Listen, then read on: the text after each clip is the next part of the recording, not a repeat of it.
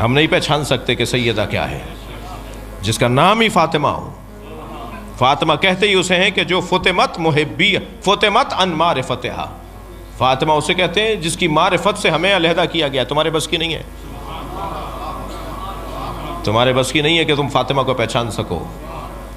جی سرکار تشریف لائے, سیدہ میں نور منتقل ہوا بی بی میں, اور بی بی فرماتی ہیں کہ جب پورے مکے کی عورتوں نے میرا بائیکاٹ کر دیا کہ تم نے ایک یتیم سے شادی کر لی, سوشل بائیکاٹ تھا جناب خدیجۃ الکبریٰ سلام اللہ علیہا کا, تو بی بی فرماتی ہیں مجھے کوئی پریشانی نہیں تھی, اس لیے کہ میں اکیلی کہاں تھی.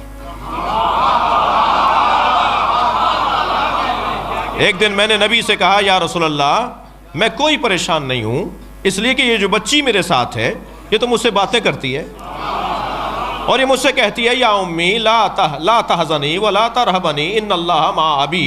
اے اماں گھبرانا نہیں, اللہ میرے بابا کے ساتھ ہے. یہ اللہ اکبر.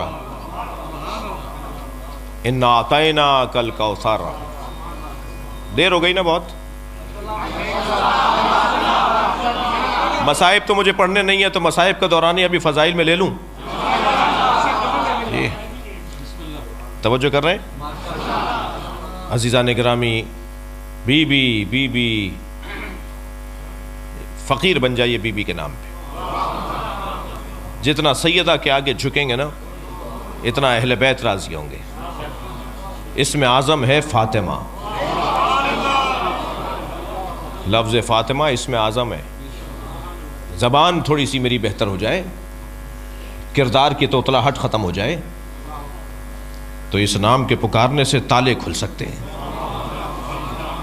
وہ میرے رزق کا تالا ہو, وہ میرے علم کا تالا ہو, وہ میری تقدیر کا تالا ہو, سارے تالے کھل جائیں گے اس نام سے.